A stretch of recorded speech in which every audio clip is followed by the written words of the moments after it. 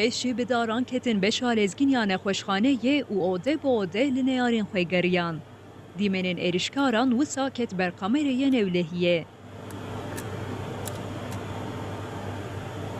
Hat ragihandin ku li yenî mehaleya Batmanê di navbera malbata Aydın û Emînan de nîqaş derketiye û ew nîqaş mezin bûye û malbatan şer kiriye. Di encama şer de ji malbateke sê kes birîndar bûn. Birîndar bo dermankirinê hatin rakirin nexweşxaneya dewletê. Hat îddiakirin ku dewre jî dijberê wan pê hesiyan e ku ev sê kesên birîndar hatine nexweşxaneyê.